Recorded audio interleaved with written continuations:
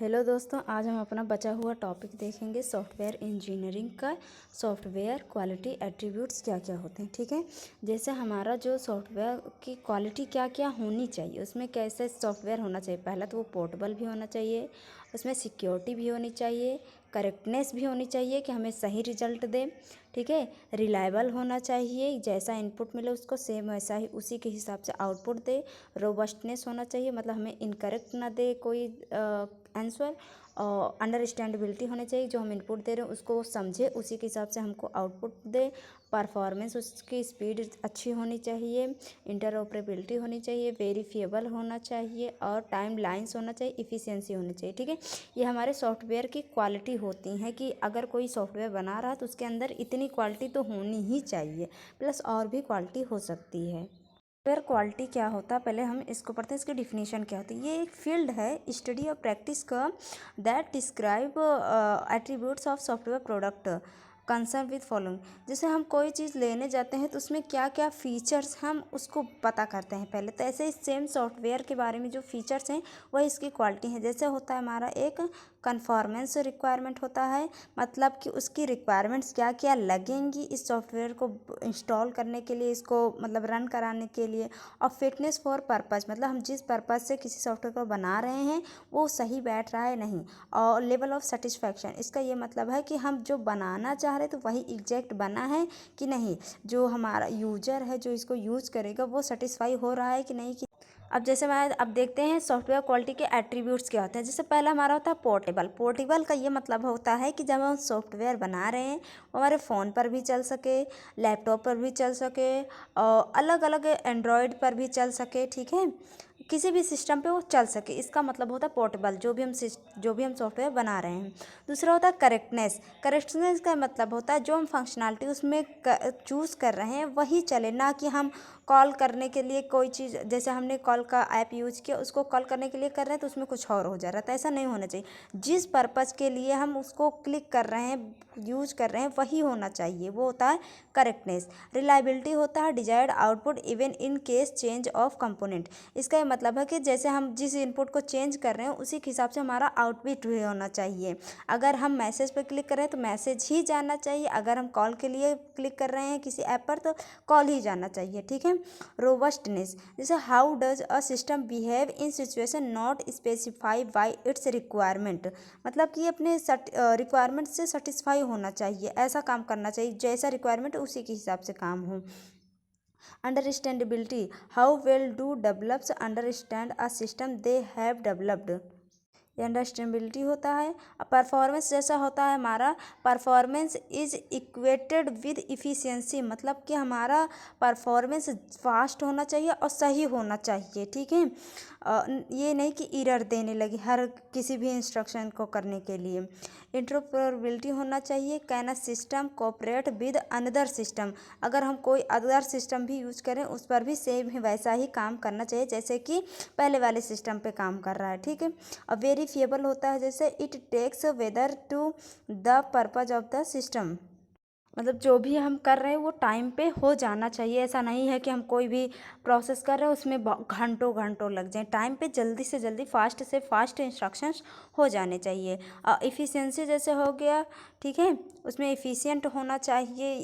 इसमें जैसे होता है it is a ability of software to fulfil its purpose with best possible utilised necessary resources such as time storage, ये कम से कम स्टोरेज ले, कम से कम टाइम ले किसी भी प्रोसेस को करने के लिए। उसमें सिक्योर होना चाहिए कि कोई भी अनऑथराइज्ड कोई भी उसको एक्सेस ना कर पाए हमारे ऐप को विदाउट मेरी परमिशन के। ठीक है, ये हमारे सॉफ्टवेयर के क्वालिटी एट्रीब्यूट्स होते हैं। ठीक है, अब हम देखते हैं अपना layered technology of software engineering. ये मेन मेथड्स होते हैं।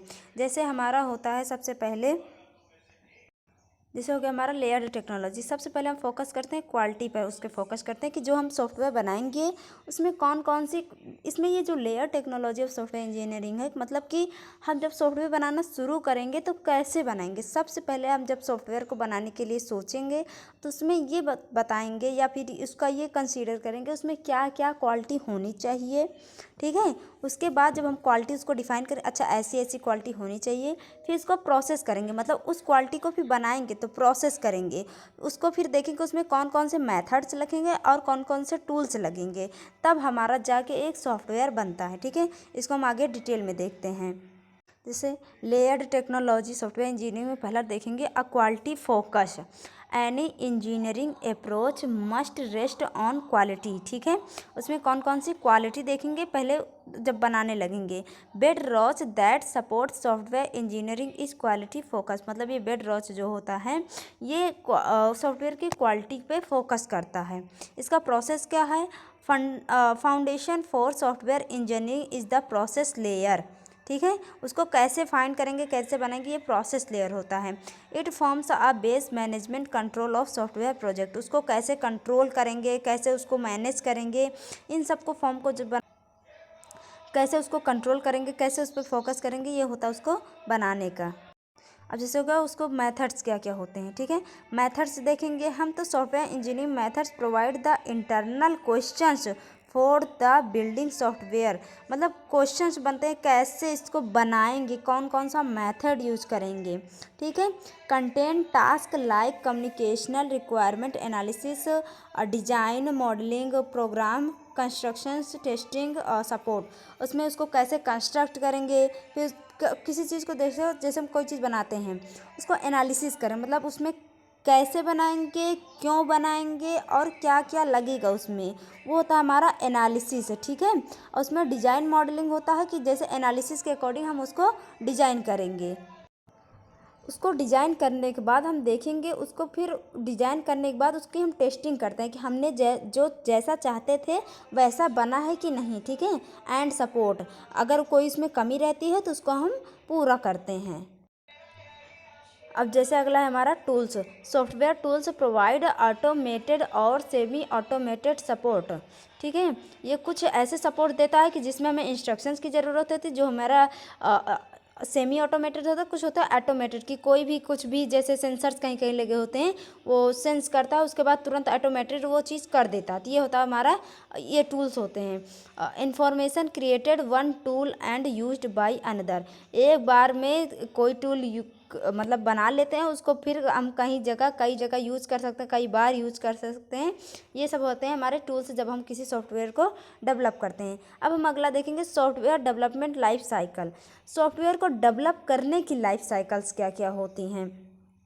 सॉफ्टवेयर को डेवलप करने के बहुत सारे होते हैं। Presentation provide description various phase and sequence life cycle, उसके किसी सॉफ्टवेयर को डेवलप करें बहुत सारे फेजेज होते हैं, एक के बाद एक स्टेप से हम बढ़ते जाते हैं। ठीक है, और क्या कहते हैं इसमें उसकी एक लाइफ साइकिल होती है। कौन कौन सी लाइफ साइकिल, जैसे डेवलपमेंट स्पीड हो गया, choose any one of them the basic, मतलब कई बेसिक पे हम किसी डेवलप को कोई ऐप जैसे बना रहे हैं तो उसको हम स्पीड के बेस पे बना सकते हैं, या फिर उसकी क्वालिटी इंप्रूव करने के लिए बना सकते हैं, या फिर उसकी प्रोजेक्ट की विजिबिलिटी के लिए बना सकते हैं, एडमिनिस्ट्रेटिव ओवरहेड रिस्क।